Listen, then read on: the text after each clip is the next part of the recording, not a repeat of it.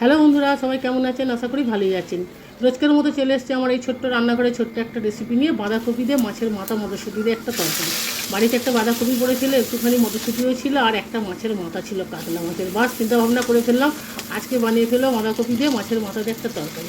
এদিকে বাঁধাকপিটাকে সরু সরু করে কেটে ধুয়ে পরিষ্কার করে নুন হলুদ দিয়ে সেদ্ধ করে পানি ঝরতে দিয়ে দিয়েছি। এদিকে কড়া বসিয়ে দিলাম, কড়ার মধ্যে বেশ খানিকটা তেল দিয়ে দিলাম। তেলের মধ্যে একটু পাঁচফোড়ন, একটু কালো জিরে দিয়ে দিলাম, একটা তেজপাতা, একটা শুকনো লঙ্কা দিয়ে ভালো করে নাড়িয়ে চাড়িয়ে নিয়ে যেই একটু ঝেঁসে ঝেঁসে মতো গেল, ওর মধ্যে দিয়ে দিলাম পেঁয়াজ কুচি। পেঁয়াজ কুচিটা দিয়ে ভালো করে আবার নাড়াচাড়া করে পেঁয়াজটা হালকা একটু লাল লাল হয়ে গেল, ওর মধ্যে দিয়ে দিলাম লঙ্কা, হলুদ, ধনে, জিরে গুঁড়ো, আদা রসুনের পেস্ট, পরিমাণ মতো নুন দিয়ে ভালো করে মাখিয়ে নেবো। মাখিয়ে মশলার গন্ধটা চলে গেল, ওর মধ্যে দিয়ে দিলাম টমেটোটাকে দিয়ে আবার একটু হালকা করে নাড়িয়ে চাড়িয়ে নিয়ে টমেটোটা বেশ ঝেঁসে গেল, ওর মধ্যে দিয়ে দিলাম মাছের মাথাটা একদম হাতে করে ভেঙে চুড়ে ওর মধ্যে দিয়ে দিলাম। দিয়ে নাড়িয়ে চাড়িয়ে নিয়ে ওর মধ্যে মটরশুঁটি আর আলু আগে থেকে ভেজে রাখা নুন হলুদ দিয়ে ওটাকেও দিয়ে দিলাম। দিয়ে ভালো করে মাখিয়ে নিয়ে ওপর থেকে দিয়ে দিলাম সিদ্ধ করা বাঁধাকপিগুলো দিয়ে আবার ভালো করে নাড়িয়ে চাড়িয়ে নিয়ে ওর মধ্যে হাফ চামচ মতো হিং দিয়ে দিলাম।